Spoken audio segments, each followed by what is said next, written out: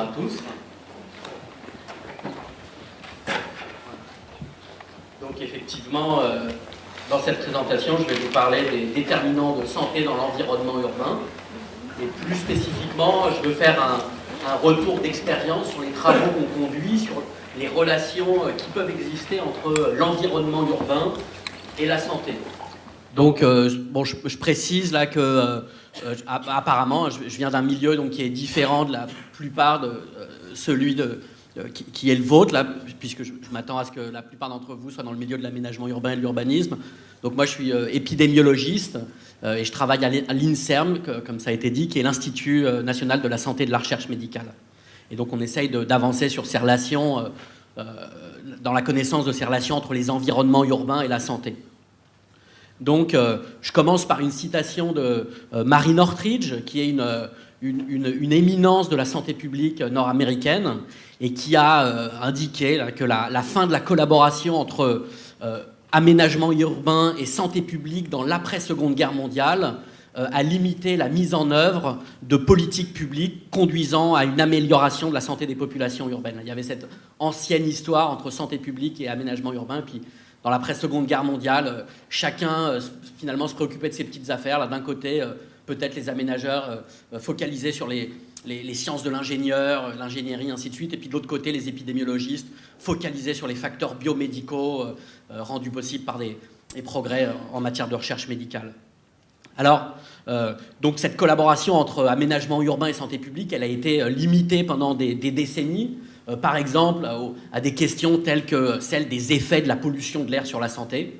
Mais heureusement, au fil des années, des fils, des liens ont commencé à nouveau à être tissés entre les deux disciplines dans l'après-guerre. Donc, et finalement, notre perception, nous, aux épidémiologistes, c'est que ça serait plutôt les aménageurs qui auraient pris l'initiative de renouer le lien, notamment au travers de ce courant du nouvel urbanisme, là, dont on parle maintenant beaucoup dans le champ de la santé publique et de l'épidémiologie, donc en cherchant à promouvoir des environnements favorables à la marche et qui aillent contre ces modèles d'urbanisation qui induisent une dépendance à la voiture.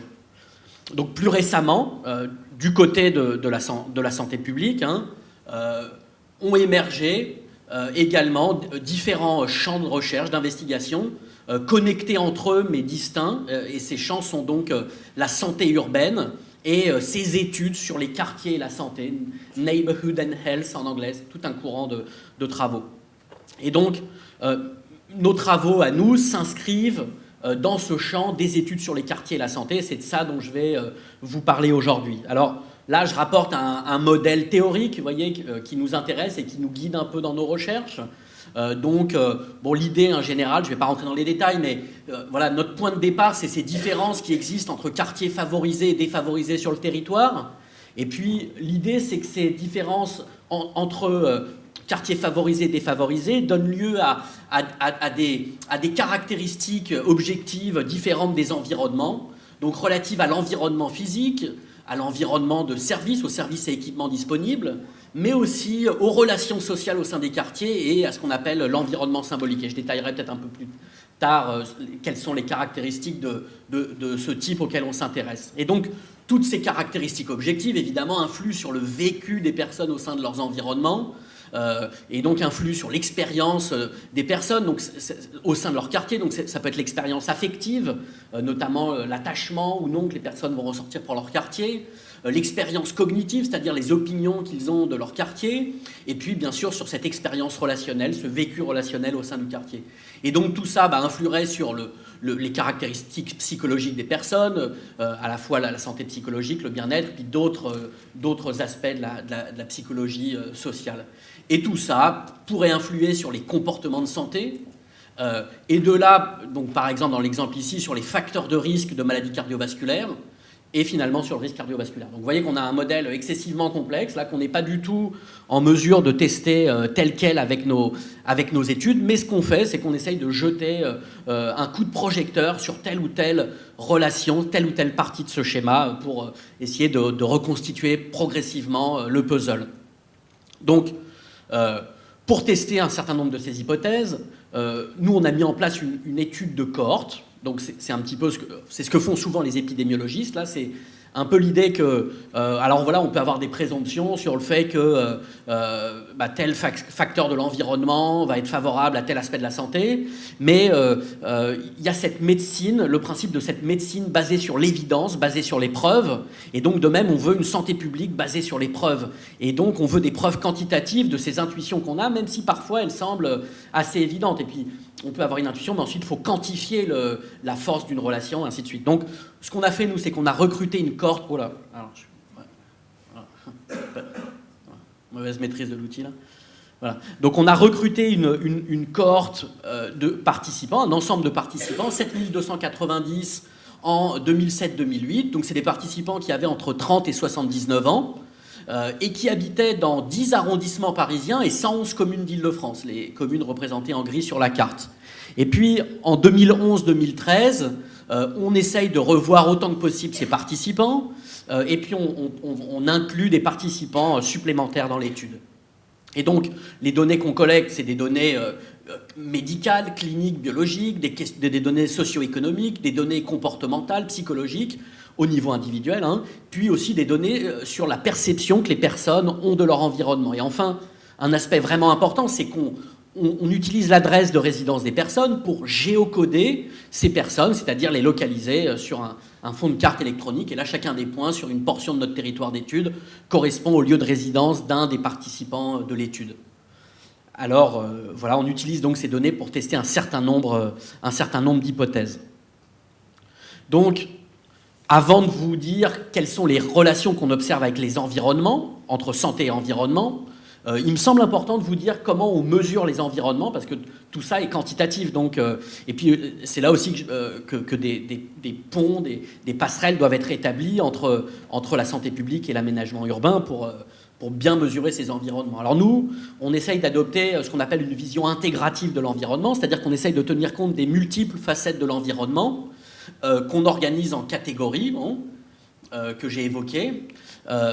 Et donc là, je rapporte un exemple d'une de nos analyses sur l'activité de marche, dont je vous présenterai les résultats plus tard.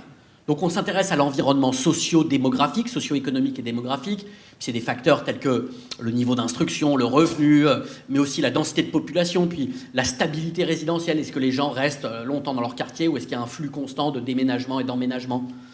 On s'intéresse beaucoup à l'environnement physique, mais vous voyez, ce n'est pas simplement la pollution atmosphérique là, ou le bruit, comme on le fait classiquement dans des études de nuisance.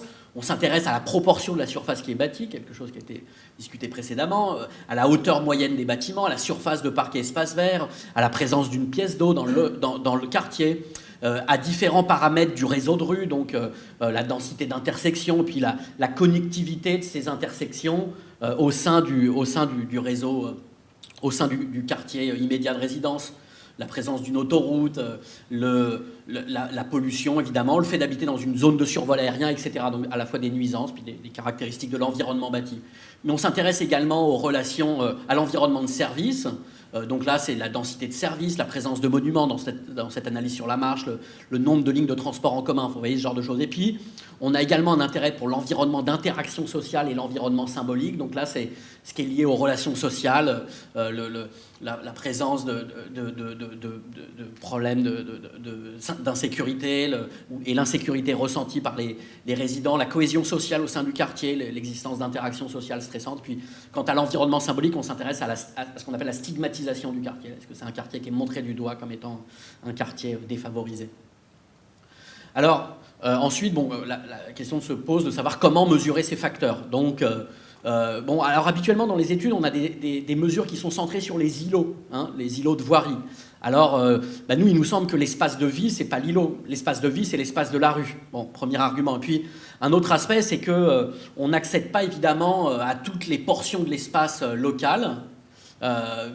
Du fait des contraintes qu'impose le réseau de rue. Donc, il faut vraiment tenir compte de ce réseau de rue, et c'est ce qu'on fait en déterminant des zones centrées sur le domicile de nos participants qui tiennent compte de l'espace auquel on peut accéder à partir du réseau de rue.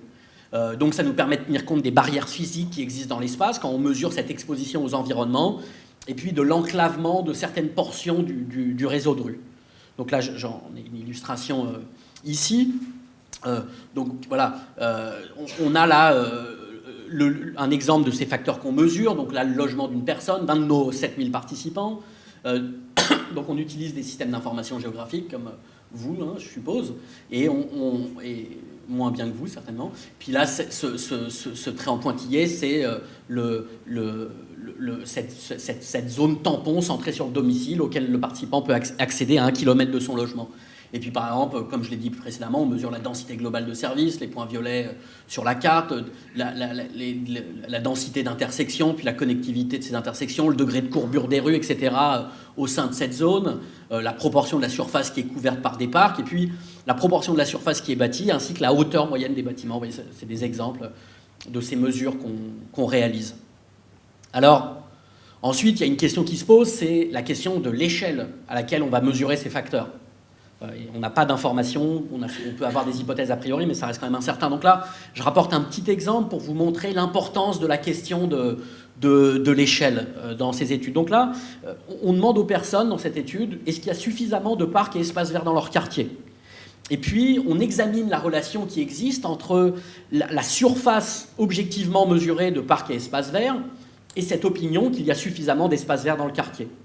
Alors par exemple, si je mesure les espaces verts à 500 mètres, on voit que plus la surface de parcs et espaces verts au sein du quartier augmente, sans surprise, plus les personnes ont cette opinion qu'il y a suffisamment de parcs et espaces verts dans leur quartier. Ça, c'est pas surprenant.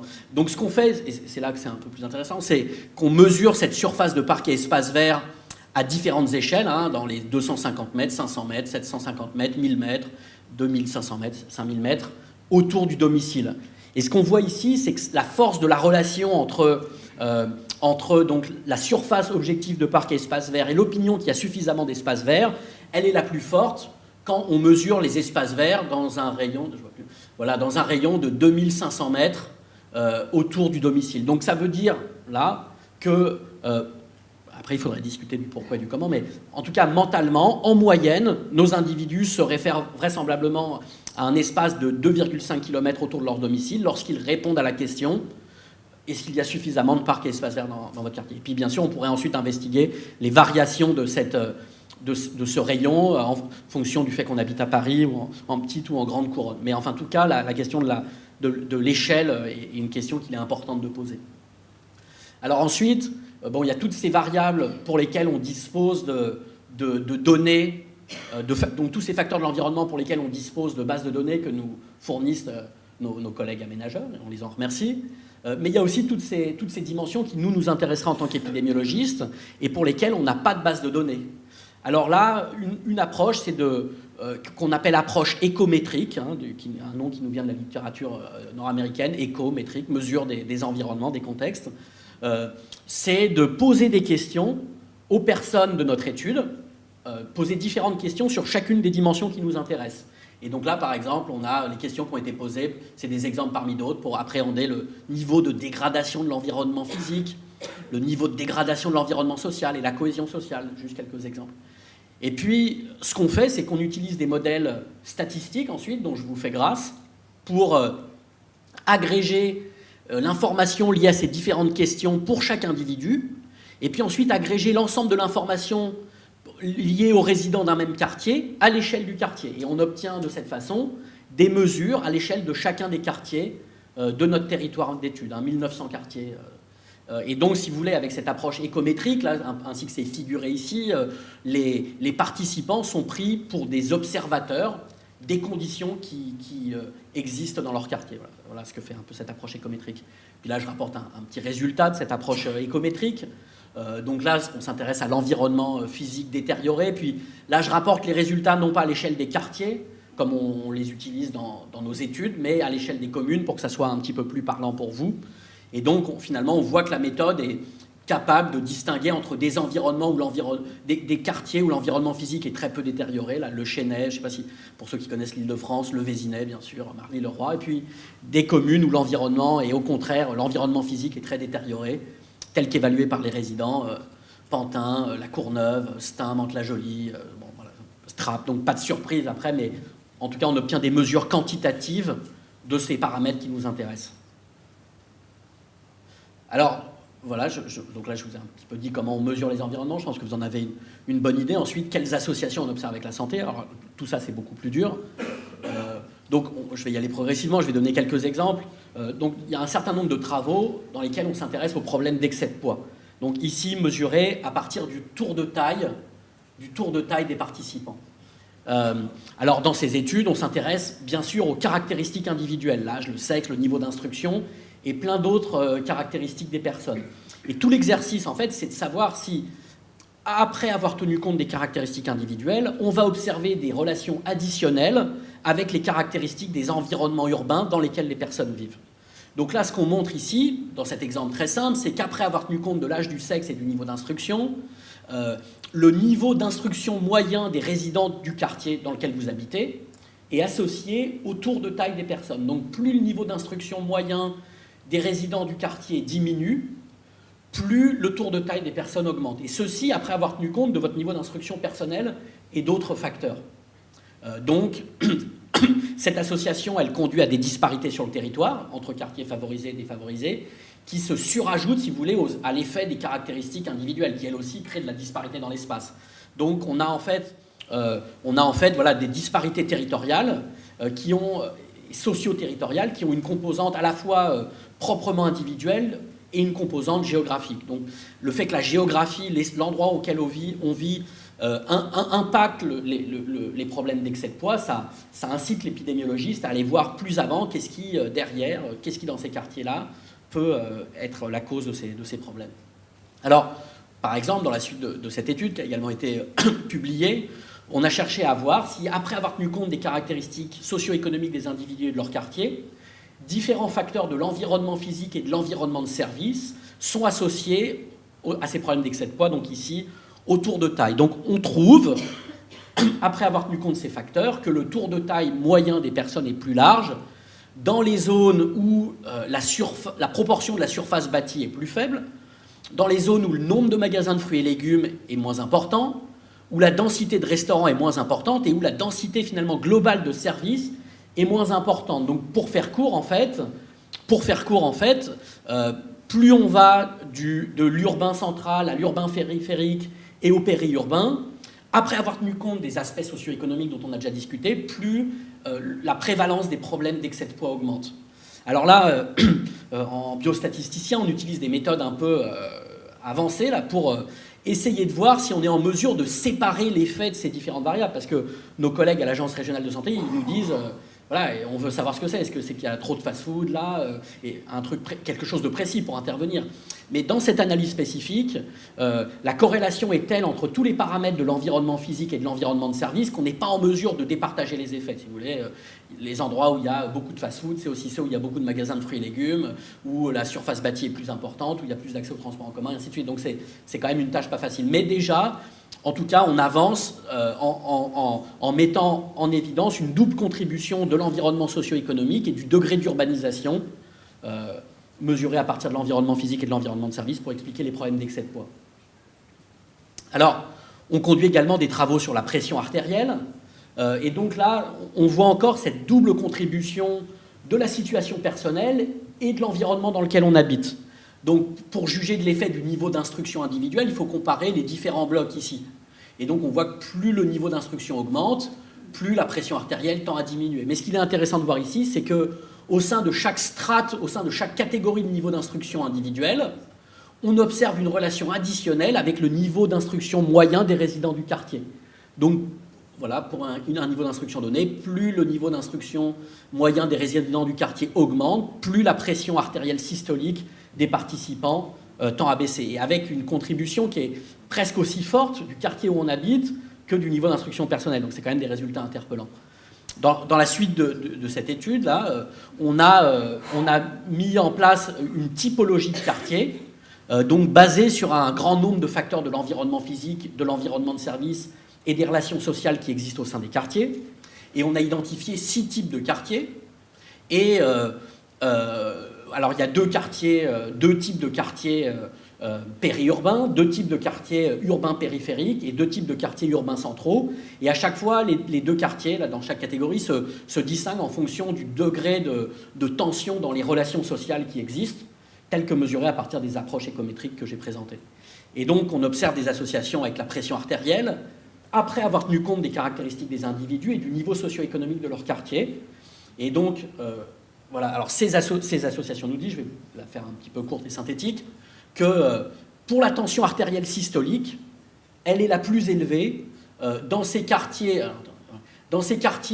urbains, périurbains de la première couronne de département d'Île-de-France, où existent des problèmes sociaux importants, donc dans ces quartiers difficiles de la première couronne de quartier. C'est là qu'on observe, après ajustement sur tout le reste, une tension systolique plus élevée. Alors que la tension diastolique, elle, suit un peu ce mouvement qu'on avait vu pour le problème d'excès de poids, avec une tension qui augmente à mesure qu'on va de l'urbain central vers le périurbain. Donc là, c'est-à-dire que, disons que la densité, la densité bâtie et de services serait favorable pour ces paramètres cardiovasculaires. Alors, moi, je ne cherche pas à dire ce qu'il faut faire pour l'instant, on discute de ce qu'on trouve. Là, je veux quand même revenir avec vous sur cette question de l'échelle dont on a parlé. Donc là, on utilise, nous, les données individuelles du recensement géocodées au niveau des bâtiments. On ne va pas utiliser les données au niveau iris, là, par exemple. Vous savez, ces petits quartiers iris définis par l'INSEE, on essaye d'aller plus finement que ça. Donc on détermine les caractéristiques du quartier de résidence des gens. Bon, dans cette étude, on en était encore aux zones circulaires, on n'était pas encore passé aux zones tenant compte du réseau de rue, mais dans des zones donc, circulaires de différents rayons. Et dans cette étude, on s'intéressait à la fréquence cardiaque au repos.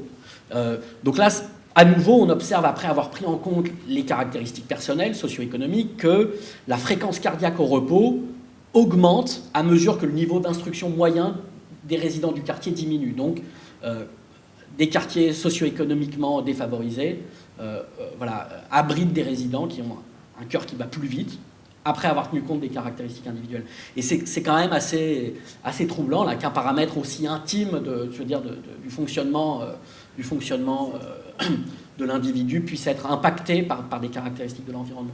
Mais ce qu'on trouve ici, c'est que la force de la relation varie en fonction de la taille de la zone prise en compte et que l'association, et on observe donc que l'association est la plus forte lorsque notre variable socio-économique est mesurée dans une zone de 500 mètres de rayon autour du domicile, donc environ finalement un espace assez facilement marchable, là, qui serait celui auquel il est pertinent de mesurer ces facteurs. Donc, maintenant j'en viens à des analyses que j'ai évoquées précédemment, qu'on conduit sur la marche. Donc là, je trouve que c'est quand même intéressant. C'est peut-être sur ce genre d'analyse qu'on a vraiment à se parler entre aménageurs et personnes qui travaillent dans le champ de la santé publique. Donc, ce qui est intéressant, c'est qu'on observe que les facteurs de l'environnement qui impactent l'activité de marche, après avoir tenu compte des caractéristiques individuelles, bien sûr, je ne le redis pas à chaque fois, mais, sont différentes pour la marche utilitaire, la marche transport, donc, et pour la marche récréative ou marche loisir. Donc là, je rapporte une analyse sur la marche transport et sur le temps de marche transport au cours des 7 derniers jours. Et les résultats ici sont rapportés, c'est des minutes, des différences en minutes de marche rapportées par les personnes sur les 7 derniers jours. Bon, alors je passe sur ce résultat un peu paradoxal là, mais qui s'explique là, et qui est que la densité du trafic routier, et même finalement la pollution de l'air, soit positivement associée au temps de marche transport. Hein, c'est le signe qu'en milieu urbain, on marche plus. Dans des endroits très pollués, finalement, on marche plus que dans des endroits où on peut accéder à rien en marchant. Bon. Mais les deux résultats que je commente ici nous disent que, premièrement, pour ces personnes qui habitent dans des zones où une proportion importante des déplacements sont réalisés en transport en commun plutôt qu'en voiture, eh bien, le temps de marche transport au cours des 7 derniers jours est de 50 minutes plus important, ce qui est quand même vraiment pas négligeable, s'agissant d'une moyenne sur l'ensemble de l'échantillon.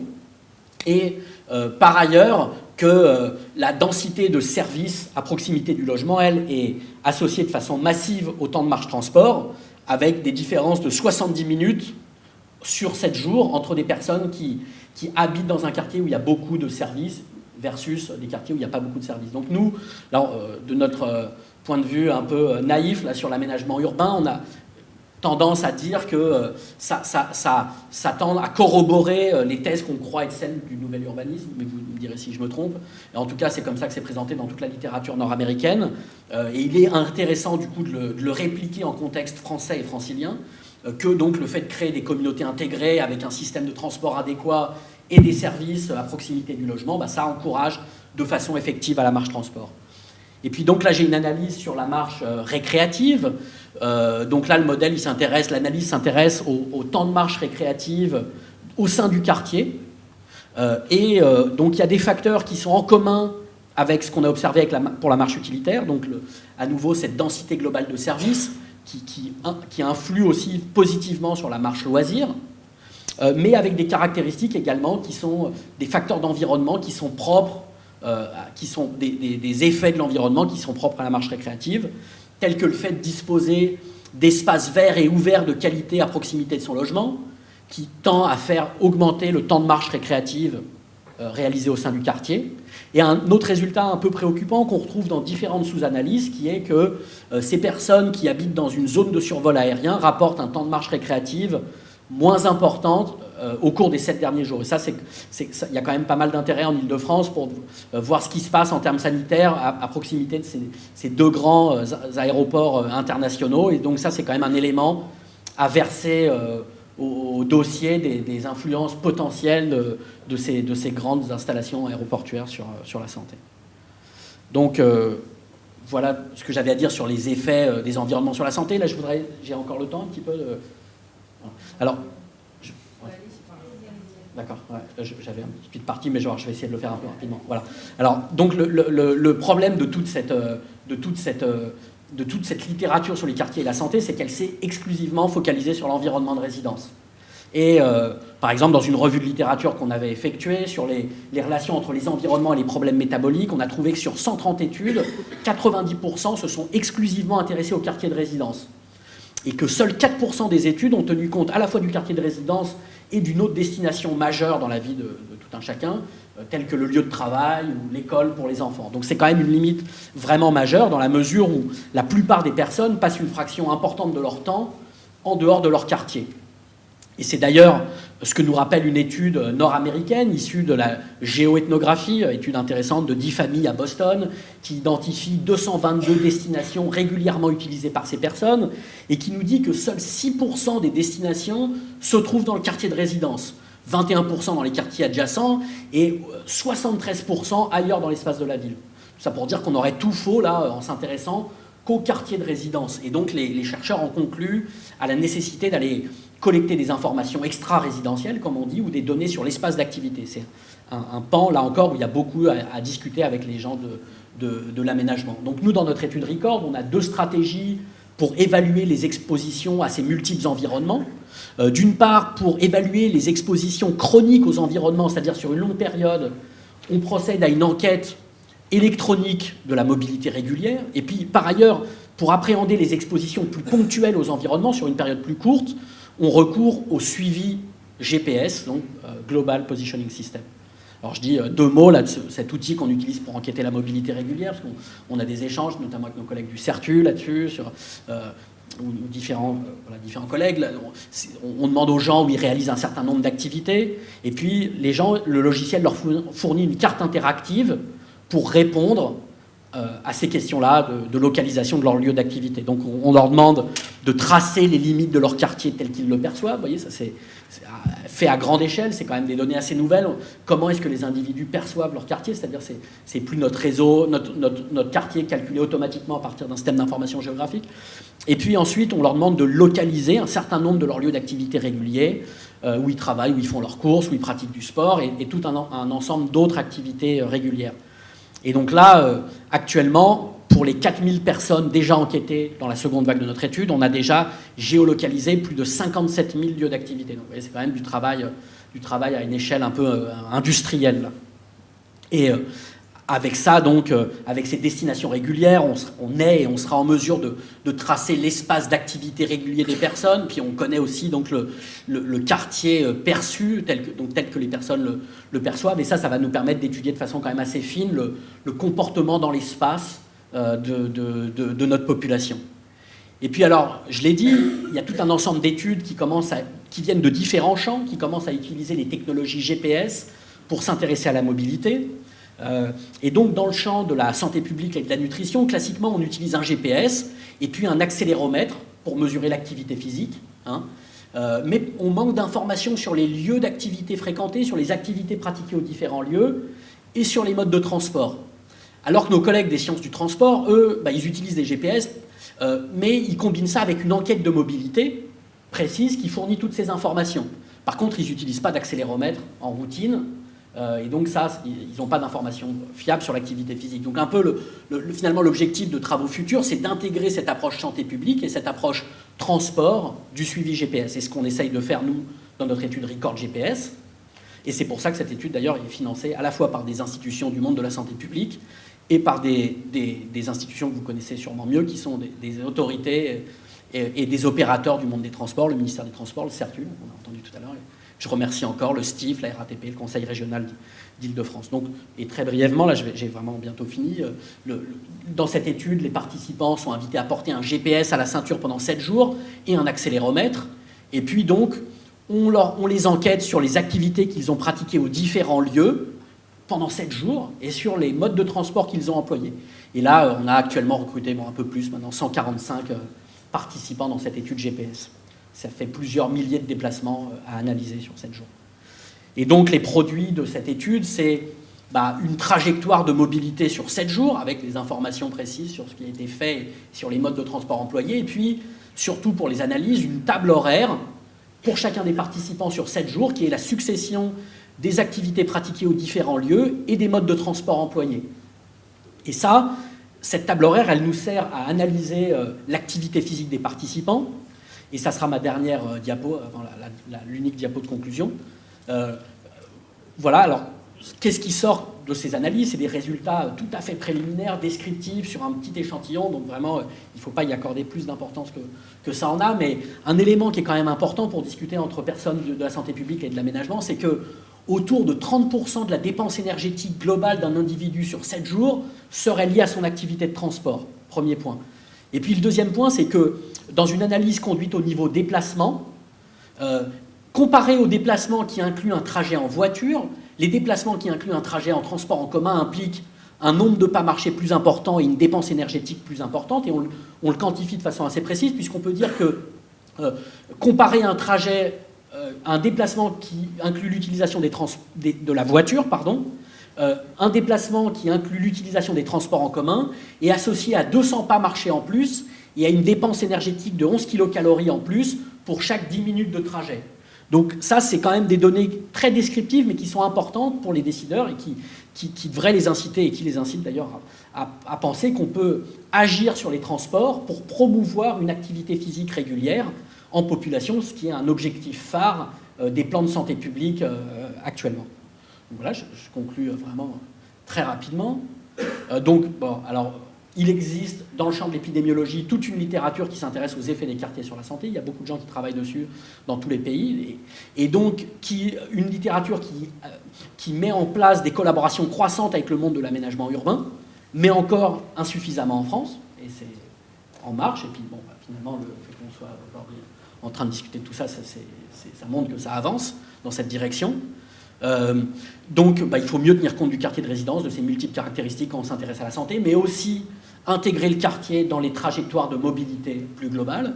Et puis enfin, un point là, qui est de dire qu'il est important de s'intéresser à la mobilité dans ces études de santé publique, d'une part pour identifier des populations qui ont des besoins spécifiques en termes de mobilité et d'accessibilité aux services, aux ressources, d'autre part pour étudier les relations entre transport et santé, et ça c'est vraiment un champ en pleine croissance, et puis troisièmement pour mieux comprendre à quels environnements les personnes sont exposées, et donc l'influence que ça peut avoir sur leur santé.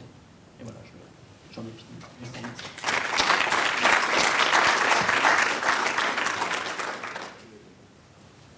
Merci pour cette radiographie de la ville. Je pense que pour faire avancer l'idée de la santé, la carte est un élément important. C'est un vocabulaire commun qui parle aux urbanistes. Et commencer à cartographier les déterminantes de santé, les critères, etc., ça rapprocherait beaucoup de notre culture à nous, urbanistes, de la carte, comme on cartographie l'économie, la résidence, etc. Peut-être que je peux faire un commentaire là-dessus, parce que ça, c'est vraiment intéressant. Ça, c'est un petit peu sur les différences qui existent finalement entre géographie et épidémiologie. L'épidémiologiste, lui, qu'est-ce qu'il fait finalement? Dans un premier temps, il dissout la carte. Il la fait disparaître pour ne considérer que les caractéristiques de l'environnement dans lequel l'individu habite. Donc il ne va pas vous dire en haut, en bas, au milieu sur la carte, il y a plus, moins de problèmes de santé. Dans un premier temps, il va estimer des associations entre des caractéristiques et de l'environnement et des aspects de santé. Et puis alors en plus, nos études, souvent, elles ne nous permettent pas de cartographier, parce que nous, on a 7000 personnes en Île-de-France, donc c'est très bien pour estimer des associations, mais sur la base de ces données, on ne peut souvent pas estimer des cartes très fiables, parce qu'on a peu d'individus à chaque endroit, beaucoup de trous dans la carte globale. Donc ensuite, il y a un effort dans un second temps, qui est d'essayer d'extrapoler les résultats d'études épidémiologiques à l'ensemble de la population pour en dériver des cartes. Et par exemple, c'est ce que nous avait demandé l'Agence régionale d'Île-de-France, l'Agence régionale de santé, pour qui on avait dérivé une carte approximative de la prévalence des problèmes d'obésité en Île-de-France, basée sur les résultats de notre étude. Mais, donc voilà, il y a tout un cheminement complexe de la carte au début à l'analyse qui l'ignore pour y revenir. Enfin, c'est très intéressant et ça mérite d'être réfléchi. Oui, bonjour, Cyril Arpet de l'École de santé publique de Rennes. Alors, vous avez signalé un périmètre, ou un rayon plutôt d'action de 2500 mètres pour lequel on voyait, on va dire, un déplacement assez favorable. Enfin, des personnes étaient plus, on va dire, plus favorisées pour atteindre ces 2500 mètres d'espace vert, si j'ai bien compris. C'était votre première analyse. Est-ce que ce n'est pas lié aussi au temps, à la durée de marchabilité pour l'atteindre ? Ça, c'est le premier point. Le deuxième point, vous faites un lien entre l'obésité et les comportements de mobilité. Comment vous l'articulez avec le comportement alimentaire ? Pas nécessairement avec la mobilité elle-même, mais le fait de consommer certains types de produits. Et je pense notamment au phénomène de sédentarisation ou de phénomène de sédentarité des personnes. Voilà. Alors, en fait, pour la question de l'échelle, là, c'est... on n'a pas d'échelle, il n'y a pas une échelle finalement uniforme et universelle qui va s'appliquer à tous les comportements, à tous les paramètres du comportement. Donc là, c'est assez intéressant. Nous, pour ce qui est de la relation entre les espaces verts et la marche en elle-même, ça se ferait sur des rayons beaucoup plus courts, de l'ordre de 1000 mètres, ou un tout petit peu moins. C'est ce qu'on observe dans nos données. Voilà, je marche dans mon quartier. Jusqu'où ça va jusqu'à 1000 mètres. Mais par contre, si je demande à l'individu est-ce qu'il y a des espaces verts accessibles, alors là, mentalement, vous voyez, il n'a pas à y aller, hein, mentalement, il va aller un petit peu plus loin. Donc voilà, il faut faire attention. Il peut y avoir des différences de rayons selon qu'on s'intéresse à la perception, au comportement effectif et ainsi de suite.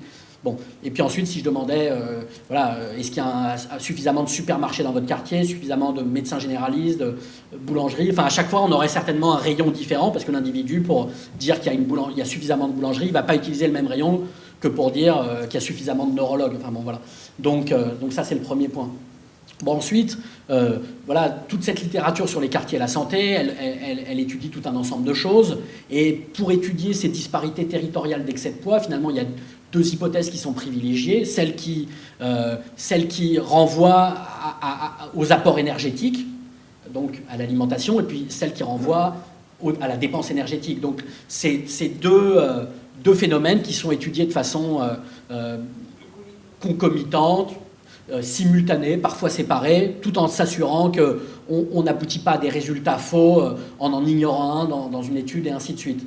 Mais voilà, ça, en tout cas, il y a toute une littérature, et nous, on s'intéresse aussi à ça, sur environnement alimentaire et problème d'excès de poids, donc avec différentes mesures de l'environnement alimentaire et des choses comme ça. Voilà. Donc nous, par exemple, quand je parle de la mobilité, tenir compte de la mobilité pour mesurer l'exposition aux environnements, une des choses qui nous intéresse au premier lieu, c'est par exemple mesurer l'exposition au restaurant fast-food, à la restauration rapide, dans la journée, dans la vie de tous les jours. Parce qu'il y a des hypothèses qui disent que voilà, une exposition au restaurant fast-food peut ne pas impacter au niveau du lieu de résidence, mais qu'elle pourrait par contre avoir plus d'influence autour du lieu de travail. Enfin, vous voyez, ce genre de...